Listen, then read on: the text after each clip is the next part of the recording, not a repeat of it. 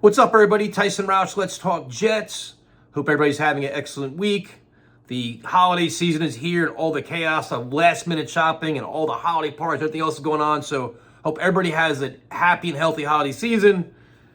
With the Jets, man, there's never a dull moment. And when you have a season with such high expectations, that turns into a complete disaster, resulting in the firing of your general manager and head coach during the season.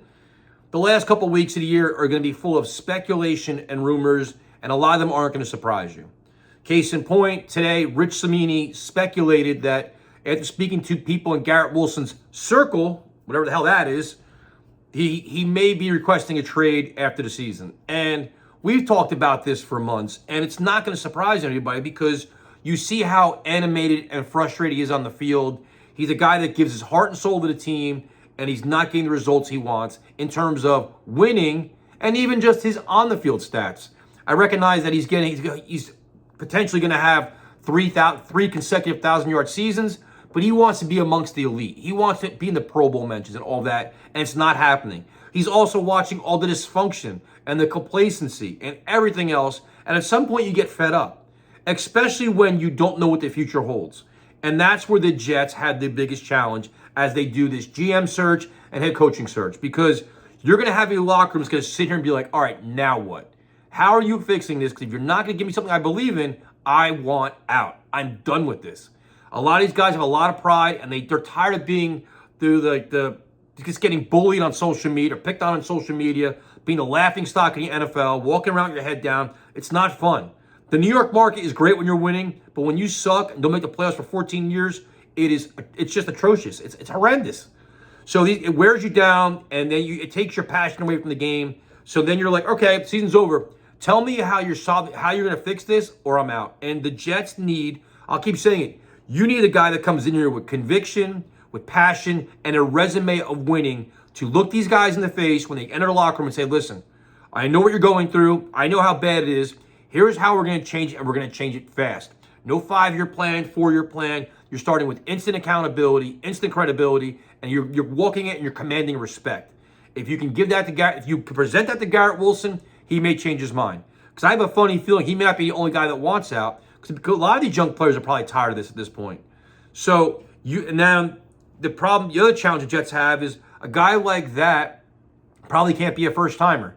I know a lot of people are really high on Aaron Glenn and the speech he made at the locker room and stuff, but I really think you need a guy that's been there, done that, and that's where like the Mike Vrabel name comes in. And I saw, everybody's talking about, well, he's high on the Jets list and they're really interested.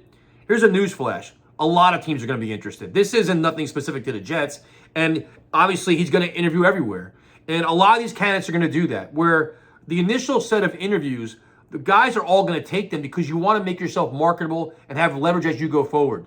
The interesting thing gets when the second interviews happen or the third interviews happen and they remove their name from the list. If they remove their name, then you start wondering, what is the process? What are the Jets making them do? Or what turned them off about the Jets? And that's going to be the biggest challenge, because right now the Jets are painted as a completely dysfunctional organization that hasn't made the playoffs in 14 years and has a meddling owner, and they seem to be just complete chaos. So if you want to come there, what you want, stability. First of all, you want power. You want football guys making football decisions, not Woody Johnson. Will he concede that and let you do that, or will he wait a year and then say, you know what, I'm stepping in because I don't trust you? You're going to want money. Woody Johnson's got to open his wallet and say, okay, I've got to pay more than others because nobody really likes my team, and they're going to want a long-term contract. You're not going to get a 4-year deal. It's probably a 6 or 7-year deal, because you've got to compensate for the stench of the Jets. Like that same old Jets thing, you've got to pay for that now, because now it's like a punishment, a punishment tax for Woody Johnson for being this bad. So when you do that, then you've got to lure in these prominent guys and see if you can land them.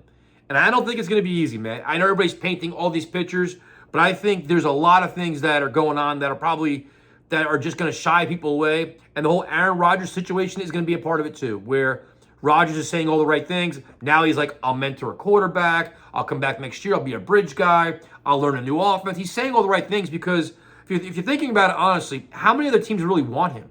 I mean, you can make an argument when the Jets traded for him, they're probably one of 2 teams that probably wanted him then. So he probably doesn't have a big market. So he's saying all the right things to try to stay here. But if he does retire, what's your plan going to be? Like, you need to just For me, it's you get your, just for example, say you get Dimitrov and Vrabel or whatever it is, you get these guys and you are making a decision about Aaron Rodgers. You're telling them, listen, you're asking these guys when you interview them, what is your vision for the team? If they say, I want to get this quarterback or I want to go this route, that's your idea. We hired you. That's what you can do. Rodgers has no say in this whatsoever. Woody Johnson should have no say in this whatsoever. And to be honest with you, the locker room shouldn't either. Like, the players don't run the team. You need a guy, a staff that comes in and says, this is what we're doing, either my way or the highway, and out you go. Because this complacent culture here where everybody's comfortable, nobody wants to hurt feelings, nobody ever gets benched or cut or moved on from, that has to change. So it's going to be really interesting. This Garrett, like I said, this Garrett Wilson story could be true, it could be false. I wouldn't be surprised if it's somewhat true where they're putting their feelers out. But listen, you better make things right here because I'm not sticking around for a 5-year rebuild. I'm not sticking around for some half-ass coach you're going to sell me on. We need a legit guy here. So up to the Jets to find him. I'm not sure. I'm not sure if they can or not. This is just, I'm sad that we're here because this group, this young nucleus had so much potential, and they still do. But you don't want to see it walk away with no return on investment and no winning. Like you're having these, you're 4-10 now. Like you don't want to walk away saying what could have been and should have been, and it wasn't. And you're stuck with the empty, just an empty crate there with like, all right, here we go again. So let me know what you guys think, and I'll talk to you later.